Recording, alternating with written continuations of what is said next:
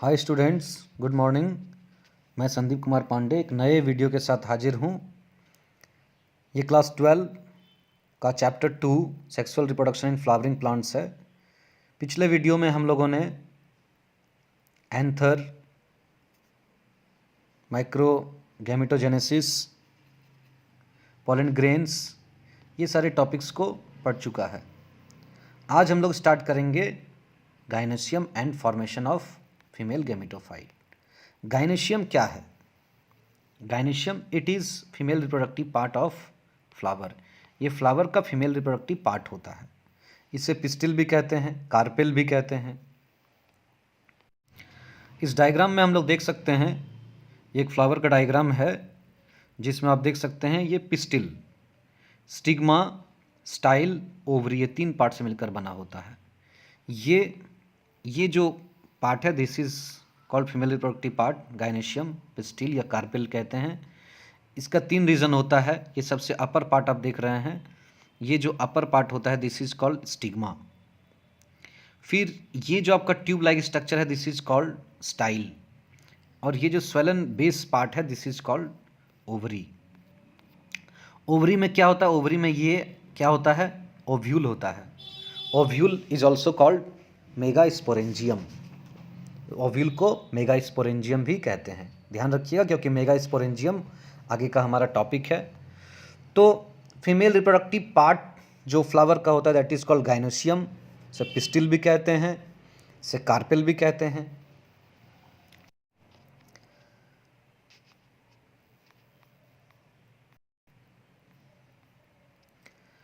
तो ये जो कार्पेल होता है या पिस्टिल होता है, ये फ्लावर में एक भी हो सकते हैं और एक से अधिक भी हो सकते हैं। यदि किसी फ्लावर में एक पिस्टिल प्रेजेंट है दैट इज कॉल्ड मोनोकार्पेलरी, और यदि एक से अधिक प्रेजेंट है that is called multi carpellary. जैसा कि मैंने आपको बताया कि पिस्टिल को कार्पेल भी कहते हैं, गाइनोसियम भी कहते हैं। तो कार्पेल, मोनोकार्पेलरी, मल्टी कार्पेलरी, यानी कि मोनोकार्पेलरी मतलब एक कार्पेल यानी एक पिस्टिल प्रेजेंट है फ्लावर में, और एक से अधिक प्रेजेंट है तो मल्टी कार्पेलरी कहेंगे।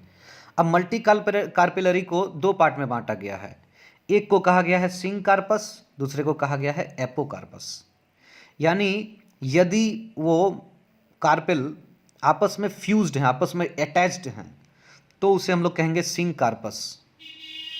और यदि वो फ्री हैं, इंडिपेंडेंट हैं, तो हम लोग उनको कहेंगे एपोकार्पस।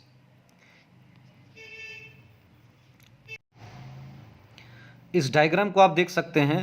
इस डायग्राम में आप ये देख सकते हैं कि ये क्या है? कार्पेल है। तो ये मोनोकार्पेलरी हो गए क्योंकि this type of flower has only 1 pistil और 1 कार्पेल और 1 गाइनोसियम इन इट।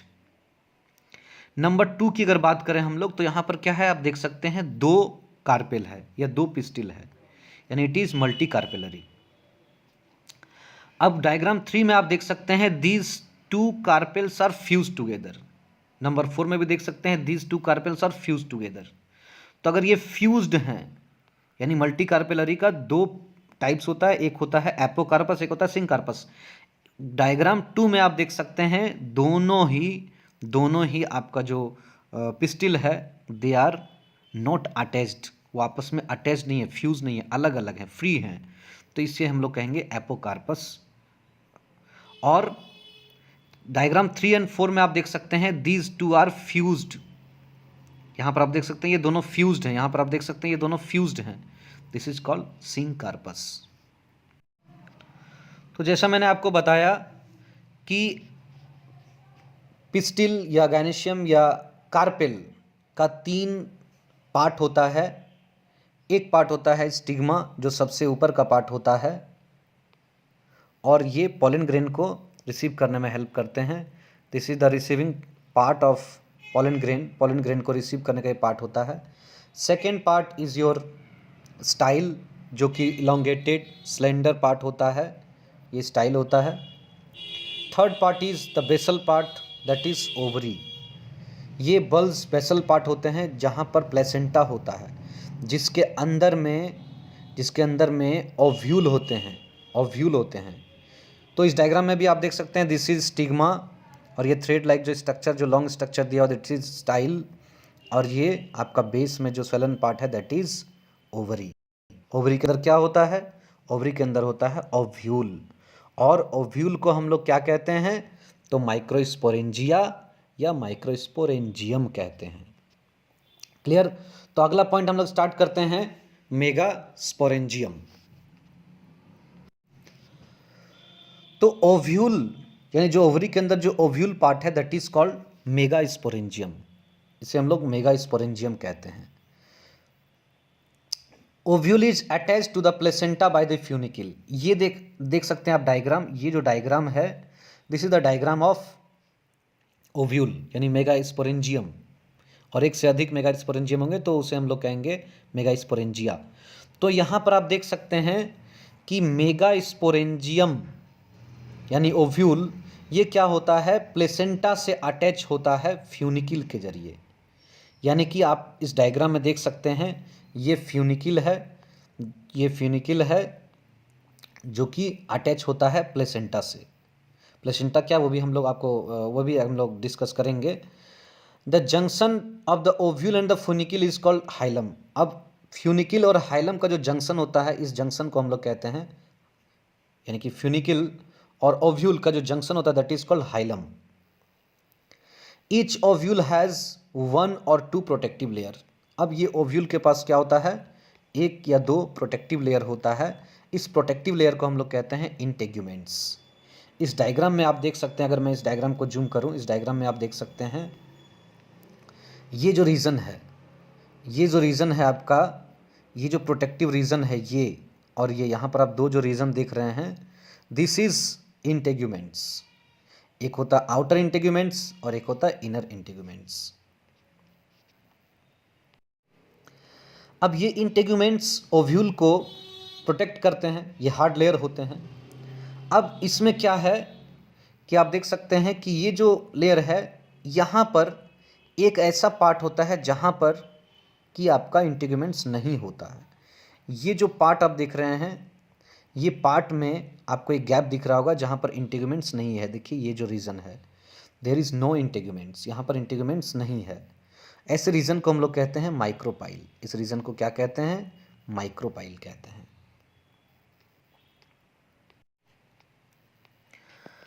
अब माइक्रोपाइल के ओपोजिट, यानी ये आपका माइक्रोपाइल जो रीजन जहाँ पर है ये माइक्रोपाइलर रीजन हो गया, इसके जस्ट ओपोजिट जो बेसल पार्ट होता है ओव्यूल का that is called chalazal pole. Chalazal pole. Nucellus is present within the integuments and consist reserved foods. अब क्या होता है, ये जो आपने देखा यहाँ पर ये जो माइक्रो इंटेग्यूमेंट्स है 2 लेयर में, इसके अंदर का जो पार्ट है, ये जो पार्ट आप देख सकते हैं, ये जो पार्ट है यहाँ पर, ये जो पार्ट है, ये पार्ट जो होता है वो क्या होता है, वहाँ पर एक तरह के सेल्स पाए जाते हैं। उस सेल्स को हम लोग कहते हैं न्यूसेलस, और इनके पास रिजर्व फूड होता है। और इस न्यूसेलस के अंदर जो ये पार्ट आप देख रहे हैं, ये क्या होता है? एम्ब्रायोसैक होता है, और इसे हम लोग फीमेल गैमेटोफाइट भी कहते हैं, जो कि क्या होता है? न्यूसेलस के अंदर होता है। एक रंगीन डायग्राम से हम लोग इसको समझने की कोशिश कर, ये आप देख सकते हैं, ये कलरफुल डायग्राम है पिस्टिल का, जहाँ पर स्टिग्मा, ये स्टाइल और ये ओवरी पार्ट को बहुत अच्छे तरीके से दिखाया गया। इस ओवरी के अंदर होता है ओव्यूल, जिसे हम लोग माइक्रोस्पोरेंजियम कहते हैं। ये आप एक कलरफुल डायग्राम देख सकते हैं। यहाँ पर ये फ्यूनिकल रीजन, जैसा कि मैंने आपको बताया कि ये रीजन क्या होता है, ये रीजन कनेक्टेड होता है कहाँ से? प्लेसेंटा से। और ये जो फ्यूनिकल है वो ओव्यूल से कनेक्ट होता है, एक रीजन जिसका नाम है हाइलम के जरिए कनेक्ट होता है। यहाँ पर जो प्रोटेक्टिव लेयर है आप देख सकते हैं, आउटर और इनर जो प्रोटेक्टिव लेयर है ये इंटेग्यूमेंट्स, और इस इंटेग्यूमेंट्स ये जो रीजन है दिस इज इंटेग्यूमेंट्स रीजन। अब इस रीजन के अंदर में यहाँ पर ये जो आप रीजन देख रहे हैं, ये रीजन क्या है? न्यूसेलस, यानी कि यहाँ पर न्यूसेलस सेल पाए जाते हैं। और इसके अंदर में ये जो पोर्शन है दैट इज कॉल्ड एम्ब्रायोसेक और गैमेटोफाइट। तो बहुत अच्छे से यहाँ डायग्राम में लेबल किया गया है, आप देख सकते हैं ऊपर से हाइलम, फ्यूनिकल, माइक्रोपाइल, जैसे कि मैंने आपको बताया कि इंटीगुमेंट्स पूरे ओव्यूल को कवर करके रखते हैं, बट एक ऐसा पार्ट होता है जहाँ पर इंटीगुमेंट्स नहीं पाया जाता, दैट इज़ कॉल्ड माइक्रोपाइल, इसलिए उस रीजन को हम लोग माइक्रोपाइलर रीजन या माइक्रोपाइल पोल कहते हैं। इसके बाद आपका इंटीगुमेंट्स, न्यूसेलस के अंदर में एम्ब्रायोसैक होता है। और जो माइक्रोपाइल का जो अपोजिट रीजन है, यहाँ पर आप देख सकते हैं ये माइक्रोपाइलर रीजन हो गया, तो माइक्रोपाइलर का अपोजिट जो रीजन है जो बेसल पार्ट को रिप्रेजेंट करता है दैट इज कैलेजल पोल।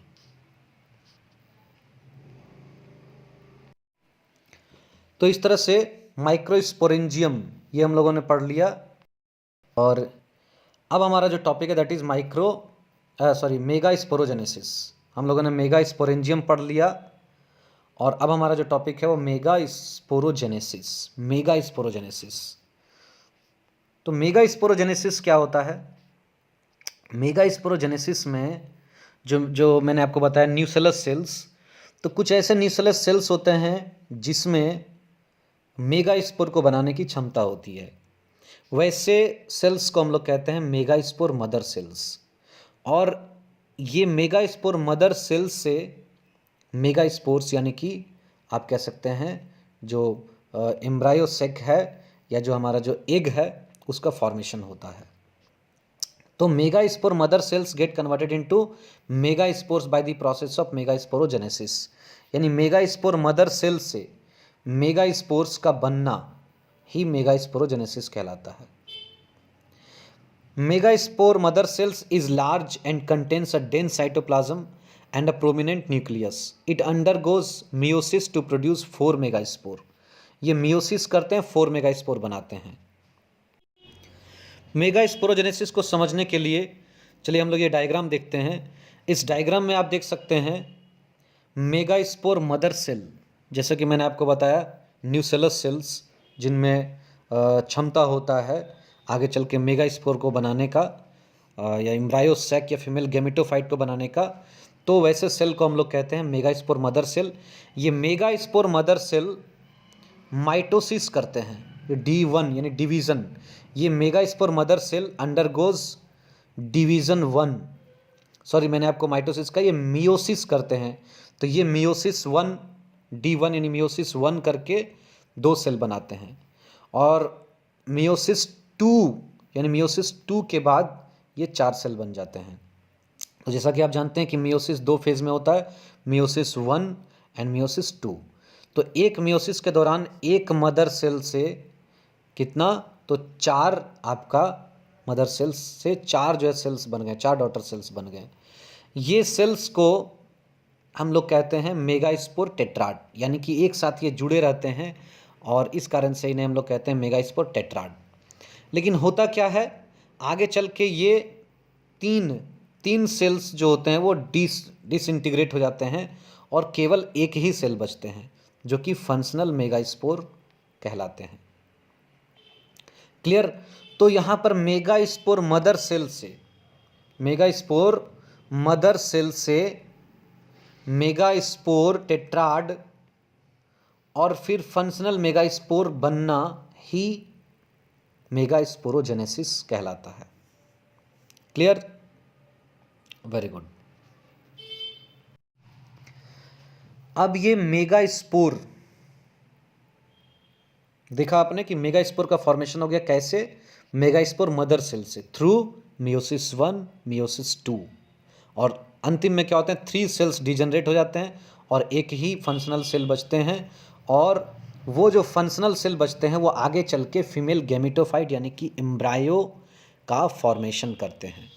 तो चलिए देखते हैं हम लोग फीमेल गैमेटोफाइट को। In most flowering plants only 1 megaspore is functional while the other 3 degenerate. जैसा कि मैंने आपको बताया the single functional megaspore develops into the female gametophyte और this kind of development is called monosporic development. यहाँ पर क्या होता है, एक सेल जो है वो गैमेटोफाइट को बना रहे हैं तो इन्हें हम लोग मोनोस्पोरिक डेवलपमेंट कहते हैं। अब इसमें होता क्या है, जो nucellus of the functional megaspore divides mitotically to form 2 nuclei. अब यहाँ पर क्या होता है, जो मेगास्पोर के अंदर में जो न्यूक्लियाई है, न्यूक्लियस है, वो क्या होता है डिवाइड करता है, डिवाइड करके 2 न्यूक्लियस, वो फिर डिवाइड करके जो है वो क्या करते हैं, आगे और 2 न्यूक्लियस बनाते हैं। इस तरह से टोटल जो है टोटल 8 न्यूक्लियस का फॉर्मेशन हो जाता है। 8 न्यूक्लियस का फॉर्मेशन यहाँ पर हो जाता है। ठीक है, टोटल यहाँ पर 8 जो आपका न्यूक्लियस का जो आपका फॉर्मेशन हो गया है, तो इसे हम लोग कहते हैं 8 nuclei stage. The cell walls are laid down and typically female gametophyte gets organise. और इसमें क्या होता है, फिर जो 8 सेल बनते हैं वो धीरे धीरे क्या होता है, अरेंज होकर, अरेंज वे में फीमेल, एक टिपिकल फीमेल गेमेटोफाइट का निर्माण करते हैं, एम्ब्रायोसाइट का निर्माण करते हैं। ये सेल में 8 न्यूक्लियस तो होते हैं, बट जैसे जैसे उसमें सेल वॉल बनता जाता है वो 7 सेल्स, यानी वो 8 न्यूक्लियस 7 सेल बनाते हैं। यानी एक एम्ब्रायोसेक के अंदर में टोटल 7 सेल्स होते हैं और न्यूक्लियस कितने होते हैं, 8 न्यूक्लियस होते हैं। इसे मैं डायग्राम के जरिए मैं आपको समझाऊंगा, अभी आप देख सकते हैं यहाँ पर। तो फिर से आप इस डायग्राम में देख सकते हैं, मैंने आपको बताया था कि ये फंक्शनल मेगास्पोर, यानी कि यहाँ से यहाँ तक का जो बनना हुआ, that is megasporogenesis.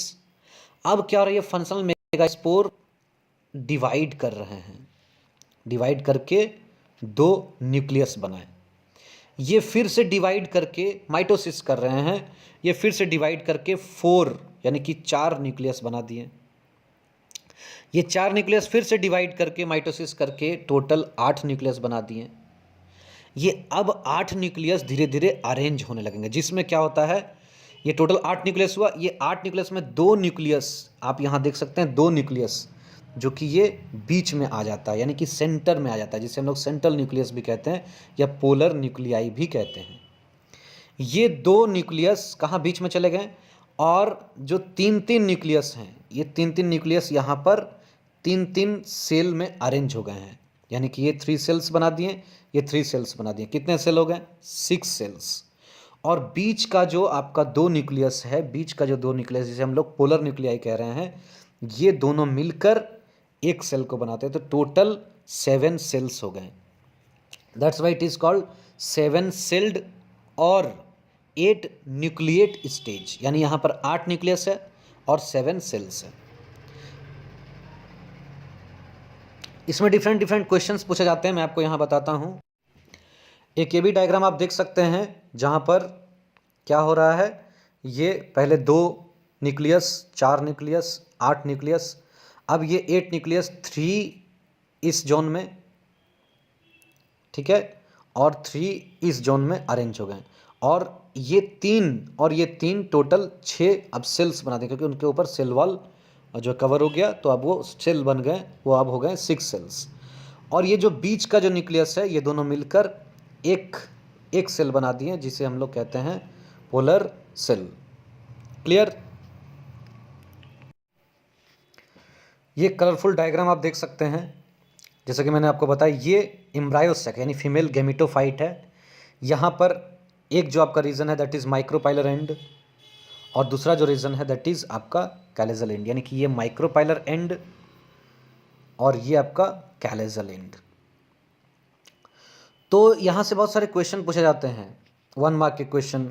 How many haploid cells are present in embryo sac before fertilization, how many nucleus are present, why it is called 7 celled stage, why it is called 8 nucleate stage, what is polar nuclei।